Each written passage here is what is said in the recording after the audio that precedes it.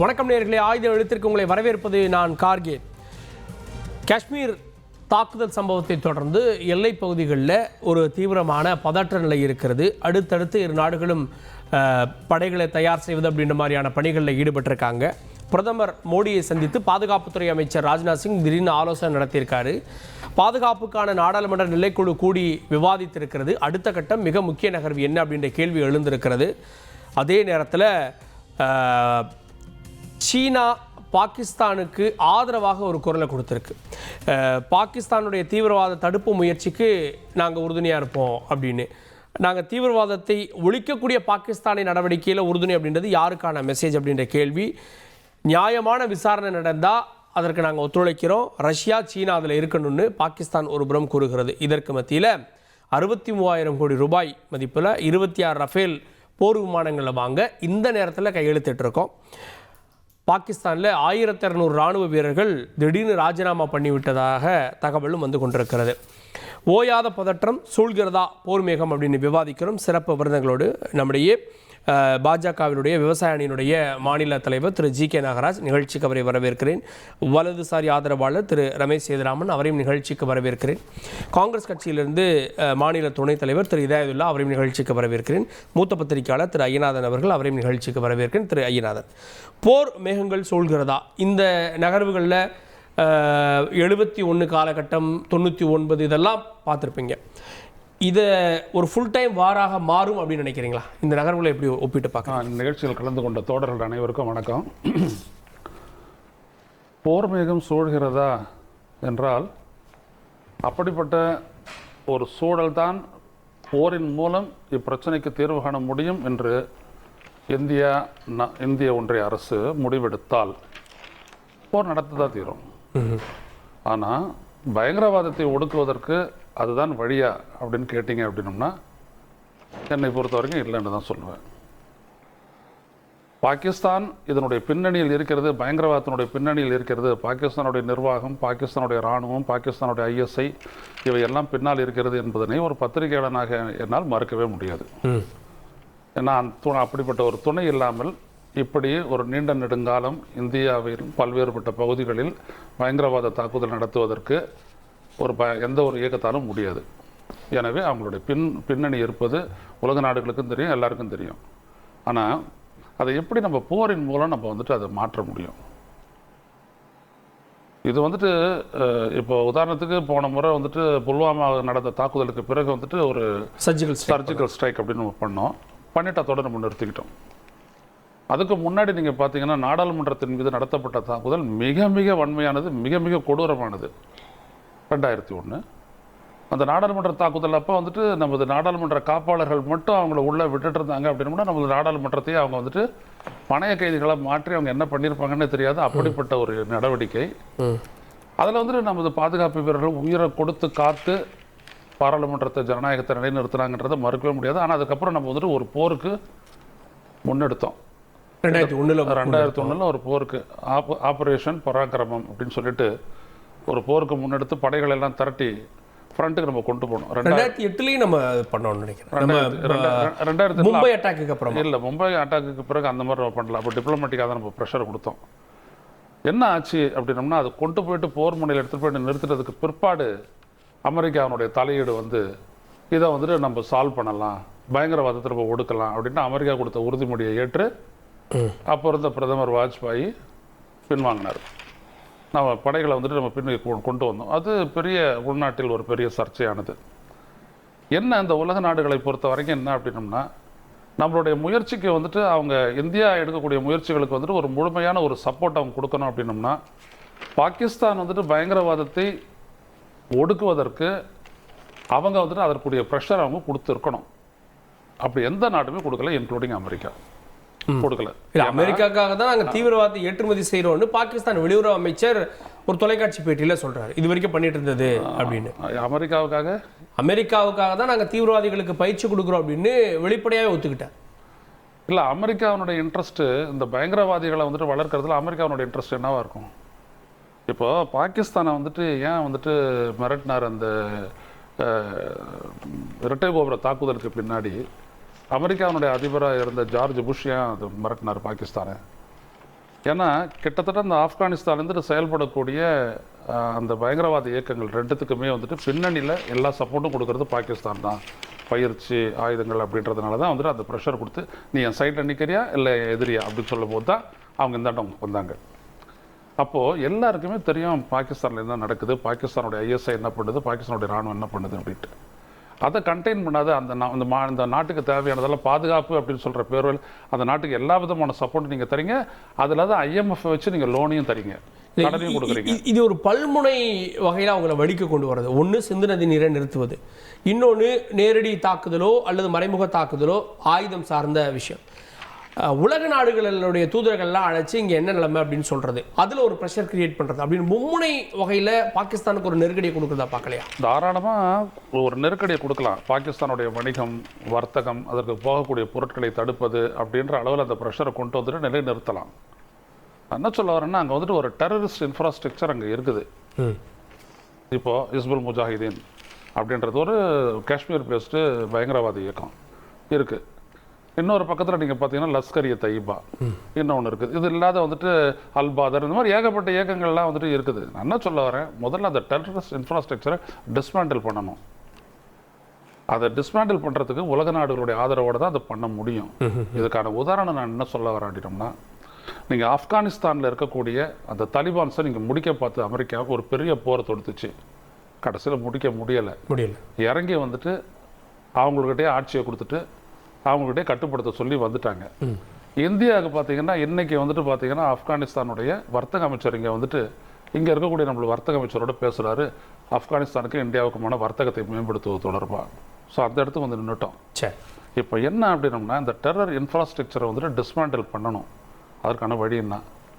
நீங்கள் போர்னு போட்டிங்கன்னா அது பாகிஸ்தானுக்கு இந்தியாவுக்குமான பிரச்சனையாகி மக்கள் பாதிக்கப்பட்டு பொருளாதாரம் பாதிக்கப்பட்டு உயிரிழப்புகள் ஏற்பட்டு அதுதான் ஏற்படுமே ஒழிய இதில் வந்துட்டு தீர்வு காண முடியாது அப்படின்றது. ரெண்டாவது, நீங்கள் ஒன்று சொன்னது, இந்த ரெண்டாவது எனக்கு ஒரு கேள்வி கேட்கும்போது நீங்கள் என்ன சொன்னீங்கன்னா, சிந்து நதியை நிறுத்துறது அப்படின்னு. அது ஒரு சரியான வழி இல்லை.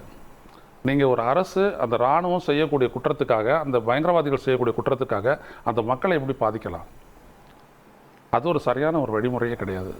தண்ணீரை நிறுத்துறதுன்றது சரியான நிறுத்தவும் முடியாது. அதுல இன்னொரு லாஜிக், அங்க பாதிக்கப்படுறது பொதுமக்கள்லாம், இங்க செத்ததும் பொதுமக்கள் தானே 26 பேர். சரிங்க, அப்படி பார்த்தோம்னா இங்க இருக்கக்கூடிய பொதுமக்களை காத்திருக்க வேண்டிய அரசு காக்கல, ஒரு போலீஸ்காரர் கூட அங்க இல்ல. அது எப்படி?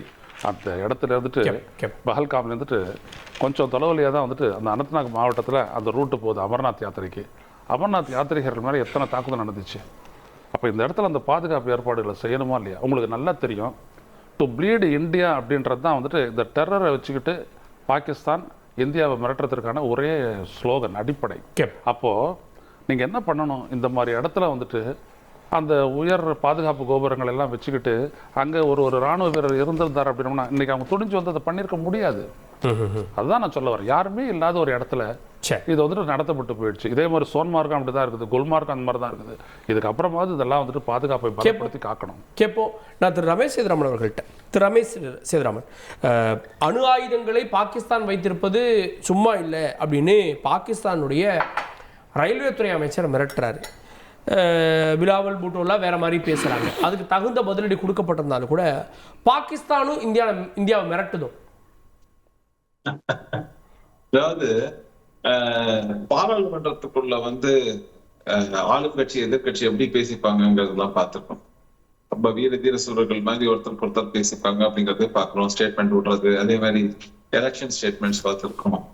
அதே மாதிரி இன்டர்நேஷனல் விஷயங்களை பொறுத்த வரைக்கும் எல்லாரும் பேசக்கூடிய ஒரு விஷயம் என்னன்னா, அணு ஆயுதம் வச்சிருக்கோம். அது நீங்க வந்து சொல்லுவாங்க இல்லையா, ஒரு சிலர் வந்து இப்போ தாலிபான்கள் கையில நீங்க நியூக்ளியர் பாம்பை கொடுத்தா கூட அவங்க அதை போட மாட்டாங்க. 1000 வாட்டி யோசிச்சு பயந்து பின்வாங்கிடுவாங்க. அந்த மாதிரியான ஒரு சிச்சுவேஷன் தான் வேர்ல்டு வைடு இருக்கு. ஏன்னா ஒரு வாட்டி ஒருத்தர் ஸ்டார்ட் பண்ணாங்கன்னா அது எண்ட்லெஸ்ஸா போயிடுங்கிறதுனால மற்ற நாடுகள் எல்லாம் சேர்ந்து அவங்கள அழிச்சிருவாங்க அப்படிங்கிற மாதிரியான ஒரு ஸ்டாண்ட் தான் இருக்கு இன்னை பொறுத்தவரை. ஒண்ணு. ரெண்டாவது முக்கியமான விஷயம், இப்போ இந்த பர்டிகுலர் விஷயத்துல இந்தியா பாகிஸ்தான் போருங்கிறது ஆரம்பிக்குமா அப்படின்னா எல்லாரோட ஆசையும் இருக்கலாம். அதாவது பாகிஸ்தான் கிட்ட வந்து உடனே வந்து நம்ம போகணும், பதிலடி கொடுக்கணும் அப்படிங்கறதெல்லாம் அரசு செய்யுமா அப்படிங்கறது ஒண்ணு, அது நேரம் பார்த்து சரியாக செய்ய வேண்டும் என்பது ரெண்டு. மூணாவது விஷயம், வெளியில இப்ப நம்மளே பேசலாம், நம்ம என்ன வேணா சொல்லிட்டு போலாம். ஒரு இதுல வந்து நம்ம இன்னைக்கு டிபேட்ல பேசுறவங்க போது ஒரு எக்ஸைட்மெண்ட்டுக்காக என்ன வேணா சொல்லலாம். அதோட தாக்கம் நம்ம நாட்டுல எப்படி இருக்கும்னு இருக்கு. ஒரு உதாரணத்துக்கு சொல்லணும்னா, மார்க்கெட், அதாவது எக்கானமின்னு சொல்றோம், எக்கானமி பொருளாதாரம், அது எவ்வளவு பெரிய தாக்கத்தை சந்திக்கும். நம்ம ஷேர் மார்க்கெட்ல இருந்து ஆரம்பிச்சு குறைஞ்சது 10-15% விழும். அதை வந்து மார்க்கெட் கரெக்ஷனுக்கு யூஸ் பண்ணிக்கிறாங்களா என்னன்னு தெரியாது இந்த வாட்டி. இந்த மாதிரி இல்லைன்னா விழக்கூடியதுக்கு எப்படிதான் விழப்போகுது இல்ல, நிச்சயமா எல்லா செக்டாரும் பாதிக்கப்படும். ஒரு தொய்வு இருக்கும், பெட்ரோல் டீசல் பிரைஸ் ஏறும், வாருக்காக டாக்ஸ் கலெக்ட் பண்ணக்கூடிய சூழல் வரும். ஆனா அதெல்லாம் தாண்டி இந்த காட்சிகள் வந்து ஒவ்வொரு இந்தியரையும் கொதிக்க வச்சிருக்குல்ல. அப்போ அதுக்காகவாவது நம்ம எடுக்கக்கூடிய நடவடிக்கை அப்படின்றது வெறும் சாதாரண நடவடிக்கை இருக்கக்கூடாது கேள்வி வருதுல. இல்ல கரெக்ட்.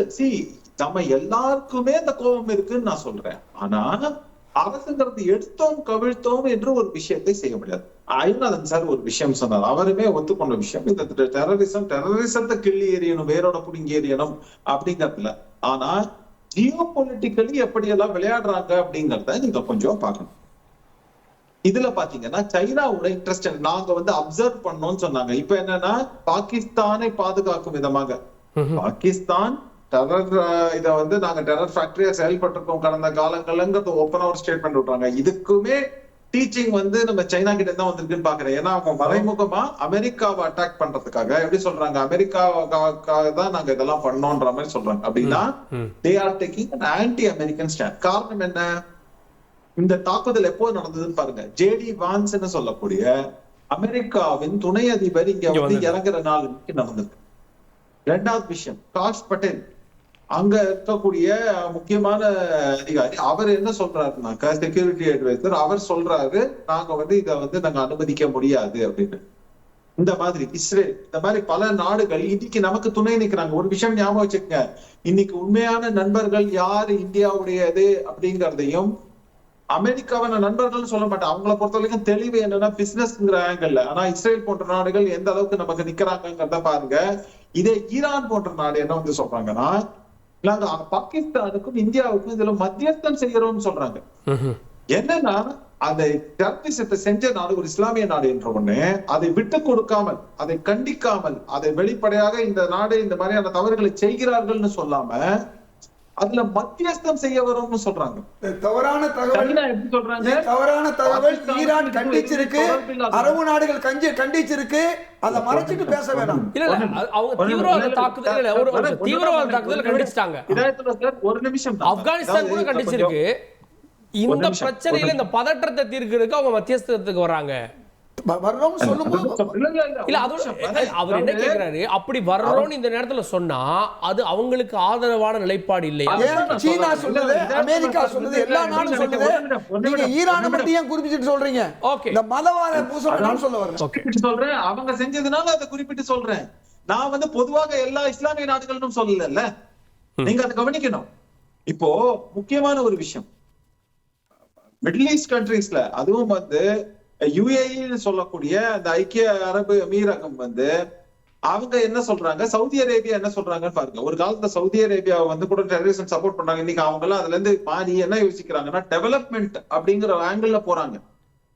அதே மாதிரி நீங்க யுஏஇ பாருங்க, அவங்களும் என்னன்னா ரொம்ப தெளிவா இருக்காங்க. அவங்க வந்து இதுல வந்து நம்ம வந்து டெவலப்மெண்ட் நோக்கி போகணும் அப்படிங்கறதுல தெளிவா இருக்காங்க. காரணம் என்னன்னாக்க அவங்க நாட்டு மக்கள் பதில் சொல்லணும். நாளைக்கு எக்கானமி டவுன் ஆச்சு, ஜஸ்ட் இன்னொரு ஒரே ஒரு நிமிஷம் மட்டும்தான். இப்படி இருக்கக்கூடிய சூழல்ல சைனா எந்த மாதிரியான முன்னெடுப்பு எடுக்கிறாங்கன்னா, இப்போ ரஷ்யா அமைதியாக இருக்கிறது. நீங்க என்னன்னா, சைனாவோட ஜூனியர் பார்ட்னரா ரஷ்யா இருக்கு. நமக்கு கடந்த காலங்களை சப்போர்ட் பண்ணிருக்காங்க, ஓகோன்னு சொன்னதுல சைனா தொடர்ந்து நம்மளுடைய எல்லைகளை வந்து ஆக்கிரமிப்பு செய்தது. நம்ம கடந்த காலங்கள்ல வந்து பல இதெல்லாம் வந்து பார்த்தோம், எப்படி லேட்டஸ்டா நடந்தது. நம்ம அவர்கள் வீரர்களும் வந்து கம்பு, கழி போன்ற ஆயுதங்களை வைத்துக் கொண்டு எப்படி எல்லாம் வந்து கல்வான் வேலியில சண்டை போட்டாங்கிறத நம்ம பார்க்கணும். அப்படி நடந்த ஒரு விஷயத்துல இன்னைக்கு கல்வான் வேலியோட சிச்சுவேஷன் என்னன்னு அரசு தெளிவா சொல்லுங்க, வாயை தட்ட மாட்டாங்க. அந்த ஃபிங்கர் 4ங்கிற இது வரைக்குமோ இல்ல தாண்டியோ எந்த அளவுக்கு வந்து சைனா இப்போ வந்து வில்லேஜஸ் எங்க கட்டியிருக்காங்க, என்ன பண்ணிருக்காங்கிறதெல்லாம் வந்து அரசு ஏன் பதில் சொல்லல. இப்ப லேட்டஸ்டா வந்து இவங்க வந்து ஒரு ட்ரீட்டிக்கு போறாங்கன்னாக்கா அதை பத்தி என்னன்னு வாயை தட்டல. இன்னொரு பக்கம் சைனா தொடர்ந்து முதுகில் குத்தி கொண்டு இருக்கிறது. அதே மாதிரி சைனாவுடன் சேர்ந்து கொண்டு ரஷ்யா சீனாவின் ஜூனியர் பார்ட்னராக இருந்து கொண்டு இன்று இந்தியாவின் முதுகில் குத்தி கொண்டிருக்கிறது தான் நான் பாக்குறேன். ஆனா அதே மாதிரி பாருங்க, நமக்கு நேச நாடுன்னு சொல்றோம் ஈரான், அவங்க வந்து இந்த மாதிரியாக நடந்து கொள்கிறார்கள். நம்ம அவங்களுக்காக எத்தனை வாட்டி இடத்துல நம்ம வந்து யூஎன்ல இருந்து ஆரம்பிச்சு எல்லா இடத்துல இருந்து எவ்வளவு அவங்களுக்கு ஆதரவா ஓட்டு போட்டிருப்போம். இப்படியாக ஒரு சில நாடுகள்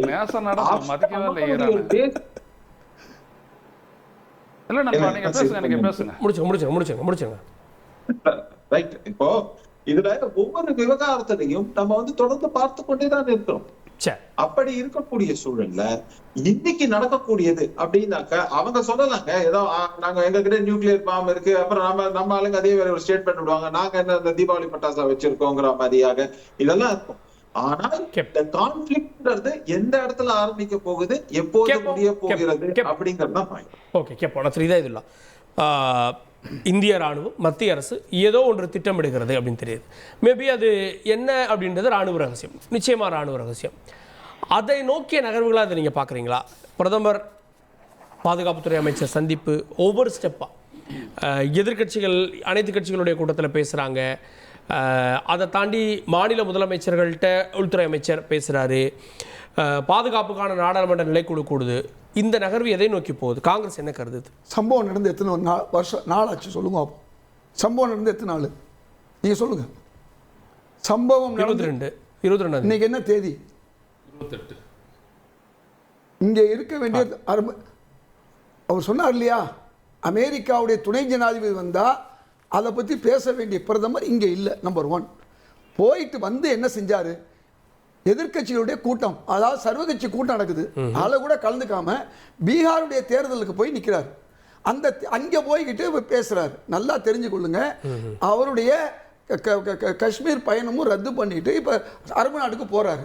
வந்த உடனே என்ன செஞ்சிருக்கணும்? அவரு டெல்லியில உட்காந்து சர்வகட்சி கூட்டத்தில் அவர் பேசியிருக்கணும். இல்லை, வந்த உடனே அவர் டெல்லியில் உட்காந்து பாதுகாப்புக்கான மத்திய அமைச்சரவை கூடி அப்போதான் சிந்து நதி நீர் ஒப்பந்தத்தை நிறுத்துறோம், பாகிஸ்தானியர்களை வெளியேற்றுறோம், விசாவை நிறுத்துறோம், தூதர்களை திரும்ப பெறுறோம் அப்படின்றதெல்லாம் அன்றைக்கி தான் இருந்துச்சாங்க. நான் சொல்கிறதுங்க, அது தொடர்ந்து அந்த 2-3 நாட்களுக்கு டெல்லியில் உட்காந்தோ ராணுவ அதிகாரிகள் இப்போ போய் சந்திக்கிறாங்க இல்லையா, இது எல்லாமே செஞ்சுருக்கலாம். நீங்கள் சொன்ன சிந்து நதி ஒப்பந்தமே அவசர கோலத்தை எடுத்த முடிவு. அது நடக்காத காரியம். அது எடுக்கணும்னா இனிமேல் நீங்கள் அணையை கட்டணும்.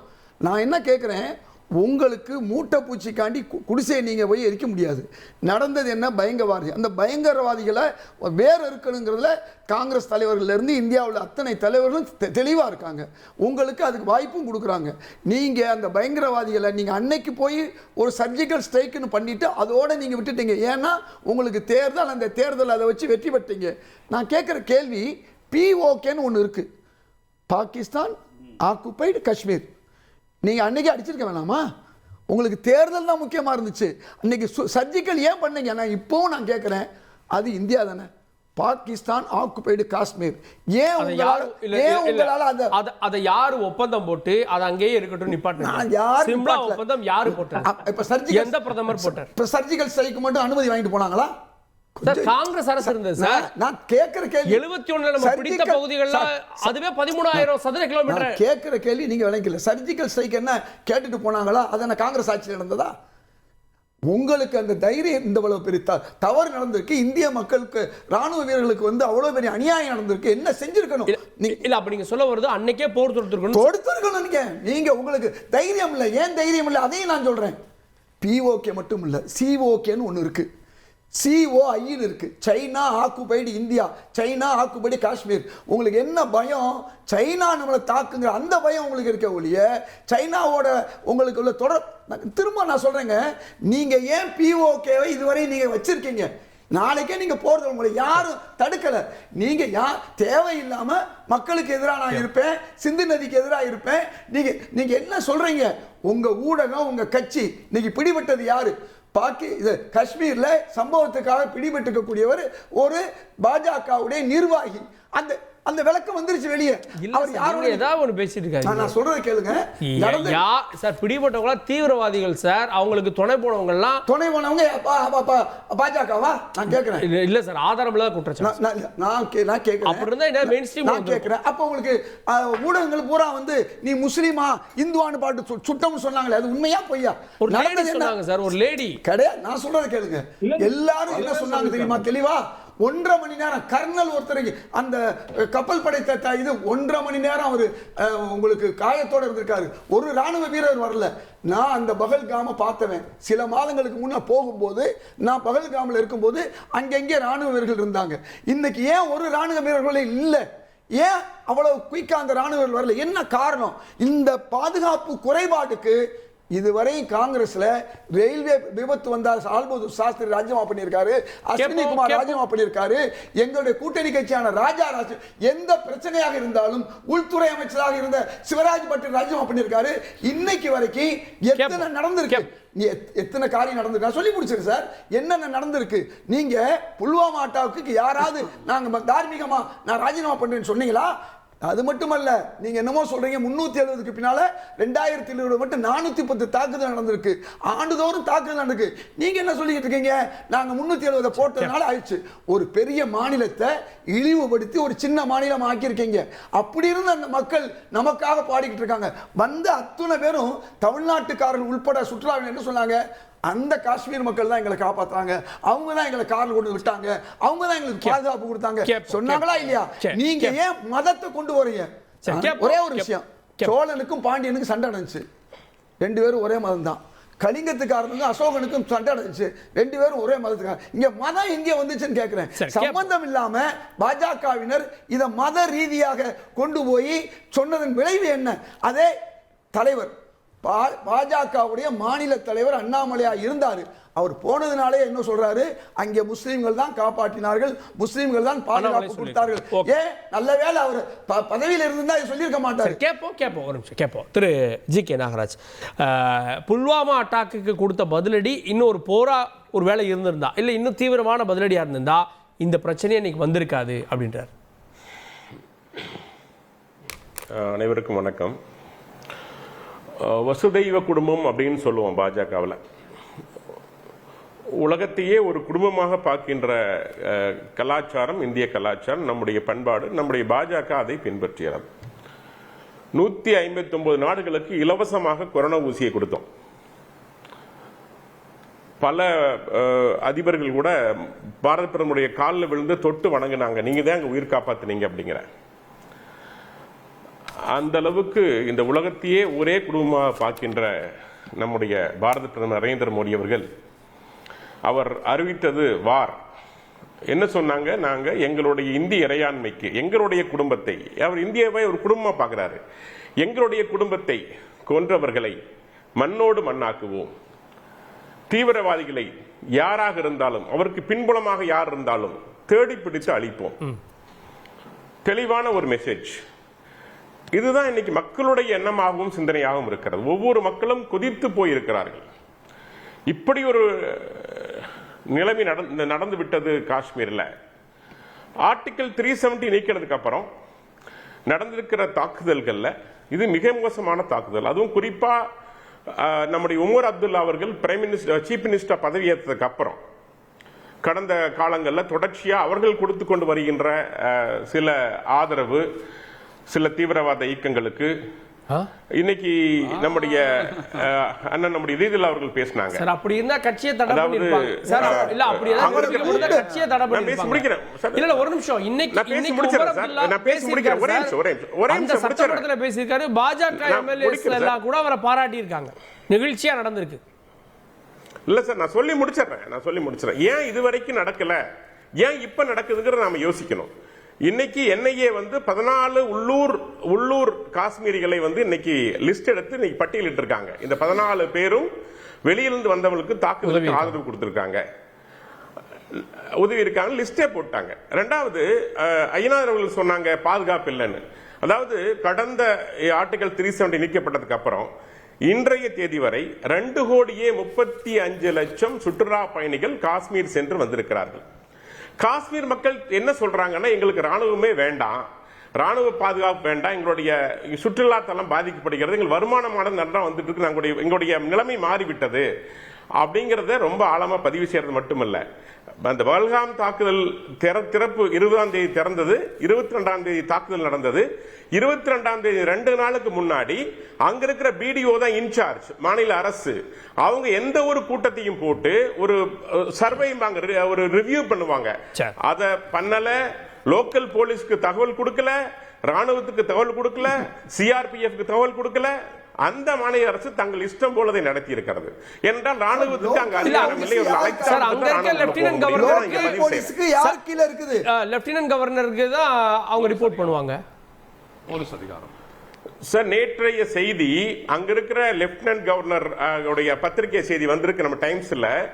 போலீஸ் அதிகாரிகளை மாற்றுகின்ற செயல்பாடுகளை தொடர்ந்து முதலமைச்சர் செய்து கொண்டிருக்கிறார் அப்படிங்கிற அந்த ஆதாரப்பூர்வ டைம்ஸ் அறிக்கை நான் கொடுக்குறேன் உங்களுக்கு, அனுப்புறேன் பாருங்க. போலீஸ் இன்னைக்கு முதலமைச்சர் கண்ட்ரோல் வச்சிருக்காரு. அது இருந்தாலும் கூட டூரிசம் முழுமையாக யார் கண்ட்ரோல் இருக்கு? மாநில அரசு கண்ட்ரோல் இருக்குது. ஒரு டூரிஸ்ட் வந்து நம்ம பண்றோம் அப்படின்னா அது முழுமையான தகவலை கொடுக்க வேண்டிய விஷயம். இங்க டூரிசம் வருது 20ஆம் தேதி. இது இல்லைன்னா நான் பேசி முடிச்சிடுறேன். அந்த டூரிசத்தோட கண்ட்ரோல் இருக்கிற அந்த பகுதியை காவல்துறைக்கு இன்ஃபார்ம் செய்ய வேண்டிய விஷயம் யாருன்னு கேட்டீங்கன்னா மாநில அரசு. அதை அவர்கள் சரியாக செய்யவில்லை என்பது ஒன்று. இதெல்லாம் ஒரு காரணம். ஆனா இருந்தாலும் நான் இப்போ சொல்றேன், இந்த போர் என்பது நீங்க ஒரு இஸ்லாமியர்களுக்கு எதிரானதாகவோ பார்க்க கூடாது. ரெண்டாவது, இதயதுல்லா அவங்க சொன்னாங்க, ஒரு சின்ன குழந்தை பேசுறான், அவர்கள் அங்கே வந்தார்கள் அந்த தீவிரவாதிகள், முஸ்லிமையும் கிறிஸ்டின் இந்துக்களையும் தனியாக நிக்க சொன்னார்கள், முஸ்லிம்களை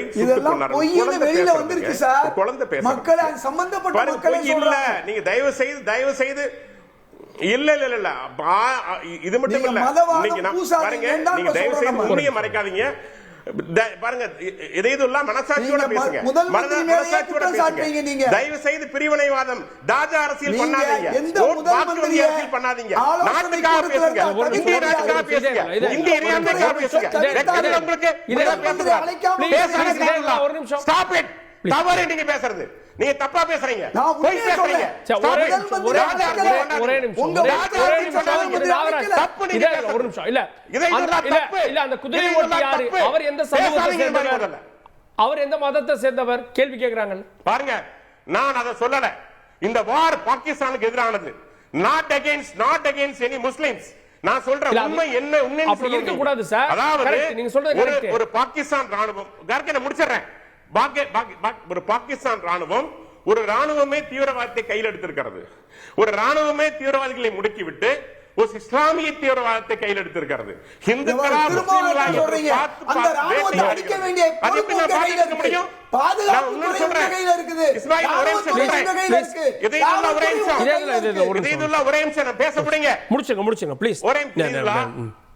பாருங்க, தீவிரவாதம் நடக்குது, உலகம் முழுவதும் நடக்குது. உலகம் முழுவதும் நடக்கிற தீவிரவாதத்தில் அதிகம் பாதிக்கப்படுபவர்கள் யார் தெரியுங்களா? இஸ்லாமியர்கள். 95% அதிகம் பாதிக்கப்படுகின்ற சகோதரர்கள் யாருன்னு கேட்டா இஸ்லாமியர்கள். அதை செய்வது யார் தெரியுமா? இஸ்லாமியர்கள். தயவு செய்து புரிஞ்சுக்கீங்க. இஸ்லாமியர்கள் நாங்க மதச்சாய்வு செய்வது யாருன்னு முக்கியம். இங்க வந்து இந்துவா முஸ்லிமா என்று பார்த்து யார்? அதான் கேக்குறேன். போய் பேசாதீங்க. உங்க தலைவர் மாதிரி தாஜார் ஃபீல் பண்ணாதீங்க. தவறு தவறு பேசாதீங்க மாதிரி. நீங்க பேசாதீங்க. திரைநாதன், சீனா வந்து பாகிஸ்தானுக்கு சப்போர்ட் பண்ணதா, ஏற்கனவே துருக்கி வந்து அவங்களுக்கு ஆயுத ரீதியாக உதவிகள் இதெல்லாம் இருக்குது. இப்போ சர்வதேச அளவில் ஒரு ஆக்ஷனோ இல்லை ஒரு போரோ வந்தால் யார் அவங்களுக்கு சப்போர்ட் பண்ணுவாங்கன்ற ஒரு கேள்வி இருக்குது. இல்லை, இப்போ யார் சப்போர்ட் பண்ணுறாங்க என்ன அப்படின்றதெல்லாம் பார்த்து பின்வாங்க போகிறதுல இந்திய ராணுவம். அடிக்கணுன்ற ஒரு முடிவு எடுத்துட்டோம் அப்படின்னோம்னா அடிப்போம். அதுதான் டோக்லாமில் நடந்துச்சு. அந்த இடத்துல என்ன ஆச்சு, திடீர்னு அவங்க வந்துட்டு அவங்களுடைய பொசிஷனை விட்டு வந்துட்டு தாக்குன உடனே தன்னுடைய தலைவரே தளபதியை அடிச்சிட்டாங்க அப்படின்ன உடனே நம்ம ஆட்கள் புறப்பட்டாங்க. 300 பேர் போயிட்டு அவங்கள 40 பேர் கொண்டாங்க. இதனால ஒன்றும் நம்மளுடைய ராணுவம் வந்துட்டு ஏதோ இவர் வராரு, இவர் சைனா, இவர் பாகிஸ்தான், அதுக்கெல்லாம் பயப்படுறாலாம் அந்த மாதிரிலாம் கிடையாது. அப்படி வந்துட்டு ஒரு நாட்டினுடைய ஒரு டிஃபென்ஸ் கிடையாது. நம்மளுடைய டிஃபென்ஸ்ன்றது வெரி ஸ்ட்ராங், டெக்னிக்கலி, மேனுவலி, எல்லா இடத்துலையுமே நம்ம வந்துட்டு ஒரு ஸ்ட்ராங்கஸ்ட் ஃபோர்ஸ். அது உலகத்துக்கே தெரியும். அதெல்லாம் வந்துட்டு பதிலடி கொடுக்க முடியும். நல்லா நியூக்ளியர் எஸ்டாப்ளிஷ்மெண்ட்லேருந்து மிலிட்டரி வரைக்கும் இருக்கக்கூடியவங்களும் ஒரு பத்திரிக்கையாளனா நான் பேசி தெரிஞ்சுக்கிட்ட விதம் அதுதான். நம்மளை சாதாரணமாக மிரட்டிடவும் முடியாது, மண்டியிட செய்யவும் முடியாது. Absolutely it is free. நம்மளுக்கு என்னென்னா we have to find a solution. அது என்ன அப்படின்னம்னா there is a terrorist infrastructure. அது முதல்ல நம்ம புரிஞ்சுக்கணும். இதை நம்ம வந்துட்டு டிஸ்மாண்டில் பண்ணணும். யாரை வச்சு பண்ணுறது? இப்போ அமெரிக்கா வந்துட்டு அவங்க ரெட்டை கோபுரத்தின் மீது நடத்தப்பட்ட தாக்குதலுக்கு அவங்க பார்த்தீங்க அப்படின்னா டீபெனிட்ரேட்டிங் பாம்ஸை வச்சுக்கிட்டு ஒரு கேவையும் வந்துட்டு ப்ளவுன் அவுட் பண்ணாங்க. ப்ளவுன் அவுட் பண்ணிட்டு எல்லாத்தையும் பண்ணிட்டு கடைசியில் இவங்க எஸ்கேப் ஆகி இங்கே அபோட்டாபாட் அப்படின்ற ஒரு இடத்துல வந்துட்டு ஒரு நின்ன உடனே அதுக்கு மட்டும் ஒரு ஆப்ரேஷன் போட்டு அவர் தூக்கிட்ட உடனே என்ன ஆயிடுச்சு, கம்ப்ளீட்டாக வந்துட்டு பார்த்தீங்கன்னா அந்த அவங்களுடைய படைய ஒசாமா பின் லேடனுடைய அந்த படையை வந்துட்டு பார்த்தீங்கன்னா இன்றைக்கி இன்ஆக்ஷன் இன்னைக்கு கிடையாது, அது ஆக்டிவாக கிடையாது. அந்த மாதிரி ஒன்றுத்தையுமே நம்மளால் பண்ண முடியலை, இது வரைக்கும் பண்ண முடியல. இதுக்கு காரணம் என்ன அப்படின்னோம்னா அமெரிக்கா வந்துட்டு ரொம்ப திட்டமிட்டா அது சைடில், அப்போ அமெரிக்காவுடைய சைடில் நம்ப நின்னோம், பாகிஸ்தான் இருந்தாங்க. இதுதான் உண்மை. இப்ப அமெரிக்காவோட நிலைப்பாடு என்ன? அமெரிக்கா அவன் கிடையவே கிடையாது, அவன் நின்னதே கிடையாது. நான் சொல்ல வர 2 முறை, ஒரு முறை விபி சிங் போக நினைச்சாரு, அப்போ வந்து அடுத்தது அமெரிக்கா தான். அடுத்தபடியாக வாஜ்பாய் போக நினைச்சாரு, அப்போ அடுத்தது. நம்ம இதை விட ஒரு ஸ்டெப் அதிகமாக போகிறோம். இப்போ பிரதமர் பேசின பேச்சில் வந்துட்டு என்னென்னா இதில் சம்மந்தப்பட்டவங்க, அவங்களுக்கு பின்னாடி இருந்தவங்க, சதி பண்ணவங்க, ஆதரவு அளிக்கிறவங்க, இவங்களாம் அழிப்போம். ரைட். இப்போ இதற்கான திட்டமிட்டு தான் நம்ம செயலாற்றணுமே தவிர வேற ஒன்றும் இல்லை. அதை தான் செயலாற்றணும். இதை வந்துட்டு ஒரு போராக வந்துட்டு நம்ம கொண்டு போக பார்த்தோம் அப்படின்னோம்னா வந்துட்டு அதில் வந்துட்டு we will not get the decide benefit. சொல்ல வரேன், இது வந்துட்டு 2 நாடுகளுக்கு இடையே போரா வரும். ஏன் நம்ம சிம்லா ஒப்பந்தம் போட்டோம்? நீங்கள் நல்லா கவனிங்க. அந்த போரால் நம்மளால் எதையுமே சாதிக்க முடியாது அப்படின்றதுக்காக தான் பேச்சுவார்த்தையின் மூலம் இருதரப்பு சிக்கல்களை தீர்த்து கொள்வோம் அப்படின்றது தான் அதனுடைய முதல் சாராம்சம். உங்களுக்கு தெரியும், சிம்லா ஒப்பந்தத்தினுடைய முதல் இது அதுதான். அதே மாதிரி தான் இப்போ இந்த இடத்துல நீங்கள் எடுத்துக்கிட்டீங்க அப்படின்னா இவர் மோடி என்ன சொல்கிறாரு, அவங்களுக்கான இந்த சிந்து நதிநீரை வந்துட்டு நாங்கள் தடுத்து நிறுத்துவோம். முடியவே முடியாது. ஏன்னா சிந்து அதனுடைய கிளை நதிகள் மீது கட்டப்பட்ட பக்லியாராக இருந்தாலும் சரி, கிருஷ்ணன் கங்காவாக இருந்தாலும் சரி, இதெல்லாம் run off the river dam. நீங்க தேக்கே வைக்க முடியாது. அது வேர்ல்டு பேங்க் மாதிரி சொல்றீங்க. செக் டேம்ஸ் இல்ல, தண்ணி பாட்டுக்கு ஓடிக்கிட்டே இருக்கும். நீ மின்சாரத்தை தயாரிக்கலாம், நம்ம தடுத்து முற்றிலும் நிப்பாட்ட முடியாது. அப்படி இல்ல முடியுன்ற கொஸ்டின் கிடையாது. நீங்க செய்யக்கூடாது. ஏன்னா ரிவர் சர்வதேச விதிகளை மீறியது போராக கருதப்படும். ஹெல்சிங்கி பிரின்சிபல் இப்போ பண்ற ஒரு ஸ்ட்ராட்டஜி, தண்ணியை நிப்பாட்டுறது, தண்ணி வறண்டுரும், திடீர்னு திறக்கிறது, வெள்ளமாகுது பாகிஸ்தான். இது ஒரு வகையான சர்ஜிக்கல் ஸ்ட்ரைக் தானே? இல்ல அப்படி எல்லாம் ஒண்ணு கிடையாதுங்க. யாரு சார் நேத்து பாகிஸ்தான்ல வெள்ளம் ஏறிச்சு. நான் உங்களை கேக்குறேன், you are a learned journalist. தண்ணி வெள்ளமாக்கி நம்ம திறந்து விட்டோம்னா பாதிக்கப்படுறது ஆர்டினரி பாகிஸ்தானியா இல்ல டெரர் இன்ஃப்ராஸ்ட்ரக்சரா? சொல்லுங்க. ஆர்டினரி பாகிஸ்தானி பாதிக்கப்பட்டா யாருக்கு எதிராக குரல் கொடுக்கும்? அதெல்லாம் ஒண்ணும் குரல் எல்லாம் அப்படி எல்லாம் ஒண்ணும் வந்துராதுங்க, எதுவும் வந்துராதுங்க. அப்படியெல்லாம் ஒன்றும் நடக்காது. அந்த காமன் மேன் ஒரு போராட்டம் அந்த அரசுக்கு எதிராக பண்ணா அரசு தீவிரவாதத்தை ஒழிக்கும். அந்த அரசு இந்த பாருங்க, அடல் பிஹாரி வாஜ்பாய் ஏன் பர்வேஸ் முஷாரஃபை இழுத்தார் பேச்சுவார்த்தைக்குன்னா சிம்பிள் ரீசன். இதுக்கு பின்னாடி இருக்கக்கூடிய ராணுவ தலைமையாக இருந்துட்டு அந்த நாட்டினுடைய தலைமையாக, அதனால தான் ஆக்ராவை அவரை கூப்பிட்டு பேச்சுவார்த்தை நடத்தும் போது ரொம்ப ஓப்பனாக அந்த விஷயத்தை அவங்க அணுகுனாங்க. ஒரே விஷயம் என்னன்னா, காஷ்மீரை ஒரு டிஸ்பியூட்டட் டெரிட்டரின்னு வச்சுக்கிட்டு இந்த பேச்சுவார்த்தை மேலே கொண்டு போவோம் அப்படின்ற இடத்துல அத்வானி எதிர்த்ததுனால அந்த பேச்சுவார்த்தை ஃபெயிலியர் ஆச்சு. ஒன்றை மட்டும் புரிஞ்சுக்கங்க, இந்திய ராணுவத்தினுடைய உயர் மட்டத்தில் இருக்கிறவங்களுக்கும் தெரியும், it is a political issue. நல்லா கவனிங்க நீங்க, இதை நம்ம தீர்த்து ஆகணும் இந்த நாட்டோட சேர்ந்து. அதுக்கு முன்னாடி we must have to destroy the infrastructure, terrorist infrastructure. அது இருக்கிற வரைக்கும் அது நடந்துகிட்டே தான் இருக்கும். அதை பண்ணணும் அப்படின்னோம்னா, அமெரிக்கா அங்கே தாக்குதல் நடத்தலாம் பாருங்க, அந்த மாதிரி பண்ணணும் அப்படின்னோம்னா உங்களுக்கு தேவை பிக்கஸ்ட் இன்டர்நேஷனல் சப்போர்ட். அமெரிக்காவுக்கே பின்லேடன் உள்ள இருக்கிறது முன்னாடி தெரியாது.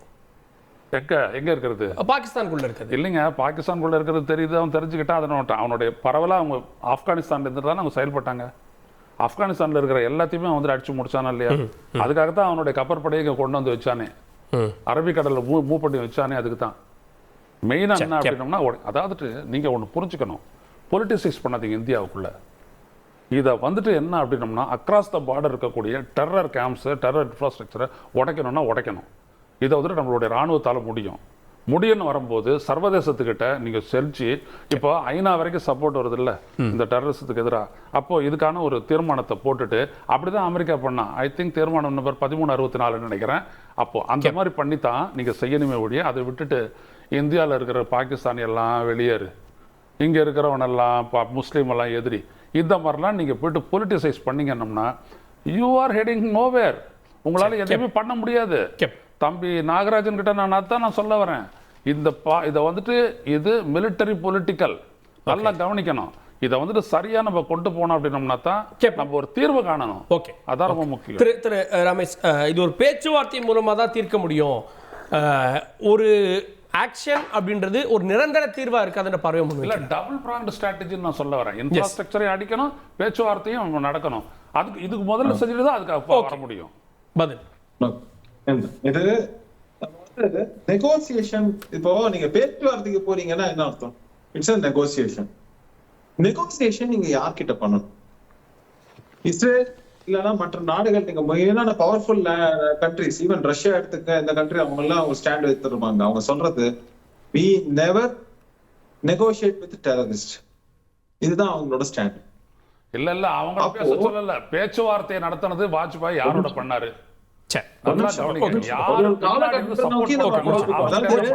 பேச்சுவார்த்தை வாஜ்பாய் காலகட்டத்திலே நடந்தது. நமக்கு எப்பல இருந்து நடக்குதுங்கிறத பார்த்துட்டே தானே இல்லைங்க. பெருசா ஆக்ரா பேச்சுவார்த்தை எப்ப நடந்துச்சு? முதல் விஷயம், ஐயா ஹிதாயத்துல்லா அவர்கள் சொல்லும் போது நம்ம எல்லா முஸ்லிம்களையும் நம்ம தவறாக சொல்றோம், அவங்களை எல்லாம் தீவிரவாதிகளை திச்சதிக்கிறோங்கிற மாதிரியான ஒரு இதுல அவர் ஆதங்கத்துல பேசினாரு. நான் ஒரு விஷயம் சொல்லணும், பாகிஸ்தான் பிரிக்கப்பட்டது மதத்தின் பெயரா. அவங்க இந்த டெரரிசம் எக்ஸ்போர்ட் பண்றது மதத்தின் பெயரா. ஒரு சின்ன பாகிஸ்தானை ஜின்னா கேக்குறதுக்கு முன்னாலேயே ஆர்எஸ்எஸ் தீர்மானம் போட்டது 1938 பாகிஸ்தானை பிரிச்சு கொடுக்கணும். அப்பதான் இந்தியா முழுசு நம்ம எல்லாம் பண்ண முடியும். நீங்க திரும்பவும் வரலாறு எதனால பிரிக்கப்பட்டது இருக்குல்ல சார்? இல்ல எனக்கு புரியல. இப்போ நான் எங்களது மூத்தவர் ஹிதாயத்துல்லா அவர்களையோ இல்லனா நம்ம இந்தியாவில் இருக்கக்கூடிய இஸ்லாமியர்களோ பத்தி நம்ம பேசினா, பாகிஸ்தான் பிரிவினைக்கு காந்தி எதிர்த்தாரு, நேரு எதிர்த்தாரு, எல்லாரும் எதிர்த்தாங்க.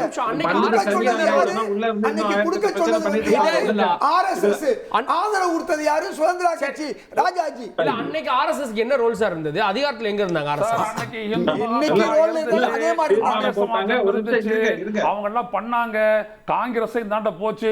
ஐயா, இதுக்கு ஒரு பெரிய நீண்ட நெடிய வரலாறு இருக்கு. நீங்க 47ல நிக்கிறீங்க, அதுக்கு முன்னாடியும் வரலாறு இருக்கு. அத முதல்ல புரிஞ்சுக்கணும். திடீர்னு வரல வந்துருச்சா பாகிஸ்தான்? ஓகே ரமேஷ், இல்ல ஒரு நிமிஷம் பேசக்கூட இல்ல, இதோட முக்கியமா நம்ம கவனிக்க வேண்டிய விஷயம், இன்னைக்கு அது ஒரு தலைவலியா இருக்கு. கடந்த காலங்களில் இருந்தவங்க தலைவலியா இருந்தவங்கள நம்ம அமுச்சு விட்டோம். நம்முடன் இருந்த இஸ்லாமிய சகோதரர்களை நம்ம அரவணைத்துதான் இதுவரைக்கும் ஒரு இன்க்ளூசிவா தான் போயிட்டு இருக்குங்கிறதையும் நம்ம பார்க்கணும். ஆனா நம்ம பேசக்கூடியது இப்ப பாருங்க, அங்க அந்த பாகிஸ்தானுக்கு ஏன் டர்கிஷ் மிலிட்டரி உடனே சப்போர்ட் அனுப்புறாங்க, எக்யூப்மெண்ட்ஸ், டிஃபென்ஸ் எக்யூப்மெண்ட்ஸ் உடனே அனுப்புறாங்க. ஏன்? பதட்டம் இருக்கிற நிலைமையில எதுக்காக அனுப்புறாங்க? அவங்க என்ன பக்கத்து நாடா? ஐக்கிய அரபு நாடுகள் கண்டிக்குது, சவுதி அரேபியா கண்டிக்குதுன்னு சொல்லிட்டு டர்க்கின்னு சொல்றீங்க. ஈரான் தேவைப்படுறதுலாம் நீங்க பேசுறீங்க. ரிப்போர்ட் சார், துருக்கி சப்போர்ட் பண்றாங்கன்றது ரிப்போர்ட். நான் ரிப்போர்ட் சொல்ல சார். அப்ப சீனா யார் சார்? சீனா முஸ்லிம் கண்ட்ரியா? சீனா சப்போர்ட் பண்ணுது சார் பாகிஸ்தானுக்கு. Okay okay. ரஷ்யா மறைமுகமா சப்போர்ட் பண்ணுது, அமெரிக்கா சப்போர்ட் பண்ணுது. ப்ளீஸ் சைனாவை உங்களால எதுக்க முடியல. சைனா ப்ளீஸ் முடிச்சுங்க ரமேஷ். Break one. இல்ல, திரும்ப ஏன் ரொம்ப ஓடி சப்போர்ட் பண்ண? நான் திரும்பவும் சொல்றேன், ஐ அம் defending our brothers and sisters, Islamic brothers and sisters in India அப்படின்னு சொல்றேன். நான் இங்க இருக்கிறவங்களை பத்தி பேசல, அவர்களது மதத்தை பத்தி பேசல, ஆனா நடக்கிற நிதர்சனமான விஷயத்த சொல்றேன். இஸ்லாமிக் கண்ட்ரிஸ்னால கான்ஃபிளிக்ட் நடந்தது. இதே துர்க்கியை சேர்ந்தவர்களுடைய அந்த ஒரு one of the important official 2019 சொல்லியிருக்காருங்கிறத பாருங்க. 60% of the global conflicts is because of us. நமக்குட்டியே யூனிட்டி இல்லைன்னு பேசியிருக்காரு. அப்படி இருக்கக்கூடிய சூழல்ல நீங்க இந்த மாதிரி முலாம் பூச வேணாம். நம்ம என்ன சொல்றோம், நம்ம சகோதரர்களை பத்தி சொன்னா நீங்க கோவப்பட்டா நியாயம். நான் உங்களை பத்தி சொன்னாலும் நம்ம யாரை பத்தி சொன்னாலும் நியாயம். நான் பாகிஸ்தானை பத்தி சொல்லும் போது அது அங்க அப்படித்தான் நடக்கிறதுங்கும் போது நீங்க முலாம் பூசணும். நம்ம நாட்டோட பண்ணணும்னா நம்ம கொஞ்சம் காஷ்மீர் பிரச்சனையை மதவாத பிரச்சனை ஆக்கி நாம சுருக்கினதுனாலதான் 88 அங்கே பயங்கரவாதமே விதைக்கப்பட்டது. அது முதல்ல தெரிஞ்சுக்கணும். நாம பண்ண தவறு, நாம் ஜனநாயகத்தை கொடுக்க மறுத்துவிட்டோம். அந்த வரலாறு நீங்க மறுத்துறீங்க, பாகிஸ்தான் ரமேஷ். இப்ப அப்படி பார்த்தா நான் என்ன கேள்வி கேட்பேன்னா, எல்லா இடத்துலயும் மெஜாரிட்டேரியன் அப்படின்னு நீங்க மைனாரிட்டி மெஜாரிட்டேரியன் ஆங்கிள் போகும்போதுதான் இவ்வளவு பிரச்சனை வருதுன்னு நான் சொல்ல முடியும். அதுக்கான நீங்க சொல்லலாம், பட் உண்மை என்ன? பட் ஃபார் தி மெஜாரிட்டி அந்த நாடு நம்மளோட இருந்திருக்காது. அது வந்து புரிஞ்சுக்கங்க. பட் ஃபார் ஷேக் அப்துல்லா காஷ்மீர் நம்மளோட சேர்ந்து இருக்காது. இன்னைக்கு பேசுறது அதான் திரும்பவும் சொல்றேன், நம்ம இந்தியர்களாக ஒருங்கிணைந்து இருக்க வேண்டும் நோக்கத்துல நான் பேசும்போது நீங்க வந்து ஒரு இதுல சொன்னாக்க நான் அதுக்கு அப்புறம் பிடிவாதமாக அதுக்கான பதில்களை சொல்ல வேண்டியது. திரு ஜி கே நாகராஜ் இறுதி கருத்து. அதாவதுங்க, இன்றைய நம்முடைய பாரத பிரதமர் அவருடைய தலைமையிலான நரேந்திர மோடி அவர்கள் தலைமையிலான ஆட்சி என்பது பாகிஸ்தான் என்று சமாதானம் பேசிய காங்கிரஸ் ஆட்சி அல்ல, சீனாவிடமிருந்து நிதி வாங்கிய காங்கிரஸ் ஆட்சி அல்ல, 1.5 லட்சம் சதுர கிலோமீட்டரை பறிகொடுத்த சீனாவிடம் பறிகொடுத்த காங்கிரஸ் ஆட்சி அல்ல. இப்போ இன்றைக்கு எதையும் திட்டமிட்டு செயல்படக்கூடிய நம்முடைய அரசு. அண்ணா அவர்கள் சொன்னாங்க, நாம் இன்னைக்கும் இஸ்லாமிய சகோதரர்களை மதிக்கின்றோம், அவர்களுக்கு உரிய மரியாதையோடு நடத்துகின்றோம். ஆனால் இவர்கள் பேசுகின்ற பேச்சு, வெளியிலிருந்து தீவிரவாதம் வருவது ஹார்ட்கோர் என்றால், இங்கிருந்து பேசி இந்துக்களுக்கு எதிராக பேசி பிரிவினை வளர்க்கின்ற சாப்ட்கோர் தீவிரவாதிகள் காங்கிரஸ்காரர்கள், இதயதுல்லா போன்றவர்கள், ராகுல் போன்றவர்கள், இருக்கின்ற திமுக போன்றவர்கள், இவர்கள் தான் இந்த மாதிரியான பிரிவினைவாதத்தை தாஜா செய்து கொண்டிருக்கிறார்கள். நீங்க செய்யற பேச்சுதான் இன்னும் கூட நீங்க உண்மை ஏற்றுக்கொள்ள மறுக்கிறீங்க. இன்றும் உண்மை ஏற்றுக்கொள்ள மறுக்கிறீங்க. நீங்க என்ன கொடுமையான விஷயம் இது? இன்னும் எரிகிற உண்மை ஒத்துக்கொள்ளுங்களேன். இல்ல சார், தீவிரவாதம் இருக்கிறது, தீவிரவாதம் டெரரிசம் இருக்கிறது, இவர்கள் காரணமாக இருக்கிறார்கள். ராகுல் பாகிஸ்தான் ஆதரிக்கிறாரா என்ன? மோடி அவர்கள் ஒரு பிரதமராக நீங்க உண்மையை ஒத்துக்கணும். முதல்ல நீங்க பேசுற இந்தியா என்ன செய்ய போகுது? ஒரே நிமிஷம், கூல் டவுன். இல்ல நாகராஜ் விஷயத்துக்கு ஓகே, இந்தியாவின் பதில் ஒரு நிமிஷம், ஒரு கண்டனம் தெரிவிங்க. இந்தியாவின் பதிலடி எப்படி இருக்க போகுது பாருங்க. சரியான முறையில் சரியான இடத்துல, யாருக்கும் சொன்ன மாதிரி யாருக்கும் அஞ்ச வேண்டிய இடத்துல இன்னைக்கு இந்தியா இல்லைங்க. வலிமையான நாடாக இந்தியா இருக்கிறதுங்க. நியாயமான முறையில், சரியான முறையில், தர்மத்தின் அடிப்படையில் தவறு செய்தவர்கள் தண்டிக்கப்படுவார்கள், பொடி பொடியாக்கப்படுவார்கள். Wait and see. ஓகே, இதே ரொம்ப சிம்பிளுங்க. பாஜகவினர் செய்கிற விஷயங்கள் உங்களுக்கு நன்றாக தெரியும். இன்றைக்கு வசுதெய்வ குடும்பம்னு வாயில சொல்றாங்க, பேசுவது மானம், இடை பேணுவது காமம்னு கம்பன் அழகா ராவணனை பார்த்து சொல்வார். அது மாதிரி என்ன செய்யறாங்கன்னு சொன்னா, வசுதெய்வ குடும்பம்னா என்ன? உலக மக்கள் அனைவரும் நான் சகோதரங்கிற அர்த்தம். அது யாதும் ஊரே யாவரும் கேளுங்கிற அர்த்தம். என்ன செய்யறாங்க? மாட்டுக்கறி வச்சிருந்தா கொல்றேன். அதே மாதிரி ரொம்ப சிம்பிள். அதே மாதிரி ஜெய் ஸ்ரீராம் சொல்லலையா, நான் கொல்லுவேன், அடிப்பேன். இதெல்லாம் எங்கே உள்ளது? லவ்ஜிகாதா நான் அடிப்பேன். கோயிலுக்குள்ள கற்பழிச்ச ஒரு சிறுமியை கற்பழிச்சவங்களுக்கு ஆதரவா பாகிஸ்தானியர் பாஜக சிறுபான்மை பிரச்சனை கொண்டு போகாதீங்க. மீண்டும் சொல்றேன், இந்தியா என்ன செய்ய வேண்டும்? மத சாயம் பூசுவதுங்கிறது தேவையில்லாத ஒண்ணு. நாம் எல்லாம் இந்தியாவில் இந்துக்களும் முஸ்லீம்களும் சகோதரர்களா இருக்கோம். அந்த வகையில நான் இன்னைக்கு அண்ணாமலையை பாராட்டுறேன். வாழ்நாள்ல ஒரு உண்மையை சொன்னாரு. இதுதான் உண்மை. அதாவது உண்மை எப்படி இருந்தாலும் வெளியே வரும். அதனால நான் கேட்கிற கேள்வி வலிமையா இருந்தா இன்னைக்கு நாங்கெல்லாம் தயாரா இருக்கோம். எங்க கட்சி தயாரா இருக்கு. POK எடுக்க முடியுமா? எடுங்க. நாங்க தைரியமா இருக்கோம். எடுப்போம் சார். Wait and see. சரி, ஓகே, பாப்போம். இல்ல கடைசி சொல்றேன், POK எடுப்போம். ஓகே, நோட் பண்ணி வச்சுங்க. ஓகே நாராஜ், நம்ம கையில வரும். ஓகே நாராஜ், ஓகே எழுதி வச்சுங்க. அதுக்கு அப்புறம் கதறாதீங்க.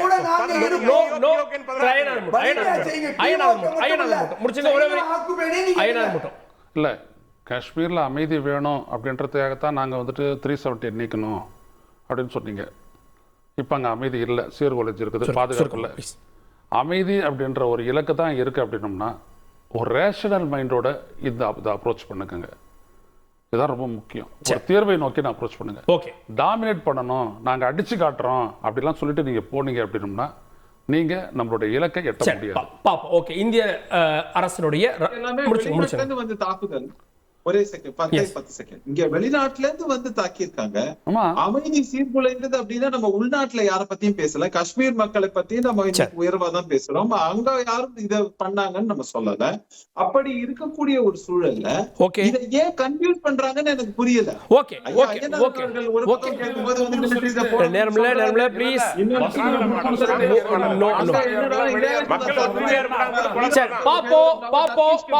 பாப்போம். ஓகே, நம்முடைய பதிலடி என்னவாக இருக்க போகிறது அப்படின்னு பொறுத்து பார்க்கலாம். விவாதத்தில் இணைந்த விருந்தினர்களுக்கு நன்றி, பார்த்தவங்களுக்கும் நன்றி. நேயர்களே, தொடர்ந்து இணைந்தீர்கள் தந்தி தொலைக்காட்சியுடன்.